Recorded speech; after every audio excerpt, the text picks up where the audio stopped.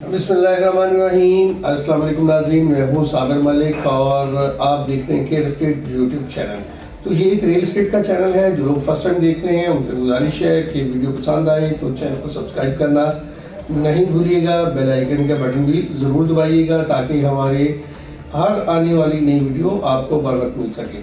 تو آج بات کریں گے سن 2022 کی۔ 2022 ختم ہونے کو ہے اور 2022 کے اندر پاکستان کے اندر بہت بڑی بڑی تبدیلیاں ہوئیں، جس کی وجہ سے اس وقت 2022 کے اختتام پہ پاکستان ڈیفالٹ کے بالکل قریب ہے۔ تو جس طرح کرونا آیا، کرونا کے بعد معیشت ہماری جو ہے وہ بلکہ بہتر ہوئی، کافی بہتر ہوئی، جبکہ دیگر ممالک کے اندر جو تھی کرونا کے بعد بہت ساری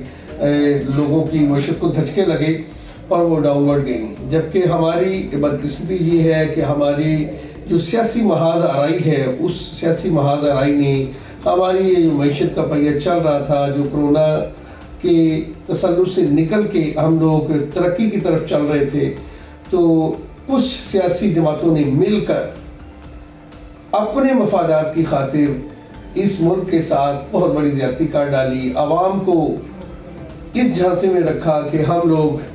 مہنگائی کم کرنے آ رہے ہیں، مہنگائی بہت ہو گئی ہے، مہنگائی کم کرنے آ رہے ہیں، جبکہ مہنگائی تو پوری دنیا میں ورلڈ وائڈ جو تھی وہ بڑھ رہی تھی، اور اس لسٹ میں پاکستان سب سے سستا ترین ملک جو تھا وہ ڈکلیئر کیا جا رہا تھا کہ لیونگ کے اعتبار سے پاکستان جو ہے سب سے سستا ترین کنٹری ہے۔ تو بجائے ہم اس پہ مزید کچھ اور اچھی پالیسیز بناتے اور دنیا بھر کے کاروباری حضرات کو اس ملک کے اندر لاتے، ہماری سیاسی رسہ کشی نے ہمارے ملک کو جو ہے وہ 2022 کے اینڈ میں ڈیفالٹ پہ لا کے کھڑا کر دیا ہے۔ تو جس کی وجہ سے باہر کی دنیا ہمارے ملک میں کیا آئے، ہمارے اپنے ملک کے جو انویسٹرز اور ٹائکون بزنس ٹائکونز ہیں وہ پرندوں کی طرح اڑنا شروع ہو گئے ہیں کہ یہاں سے جی اب کوچ کریں۔ تو 2022 مئی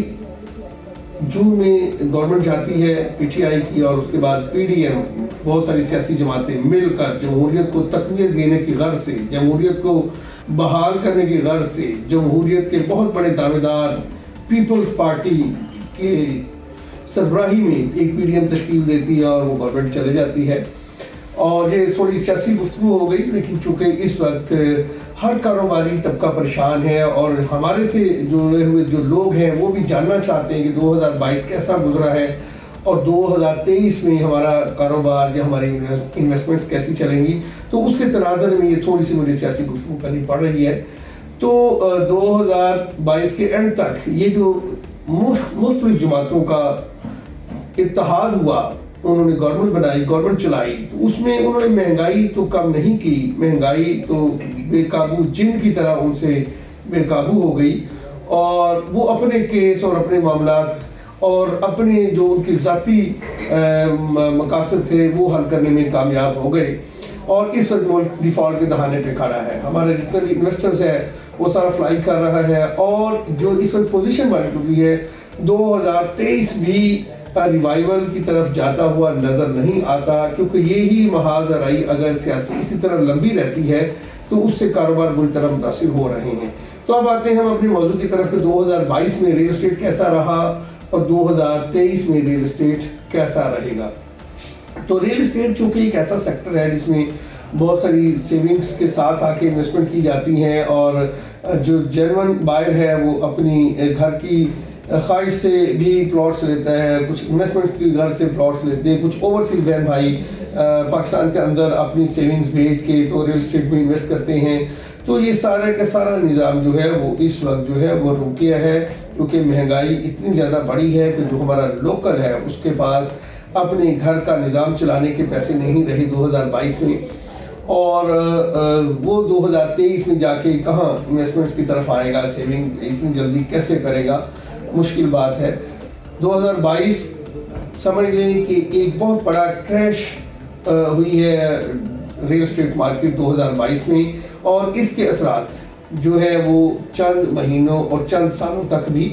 جا سکتے ہیں۔ کسی بھی قسم کا کہیں پہ بھی اس طرح کا کریش ہوتا ہے تو اس کے آپ ایفیکٹس بڑی دور تک دیکھتے ہیں۔ تو اسی طرح 2022 کا یہ جو کریش ہے، ریل اسٹیٹ کریش اس کو میں کہوں گا،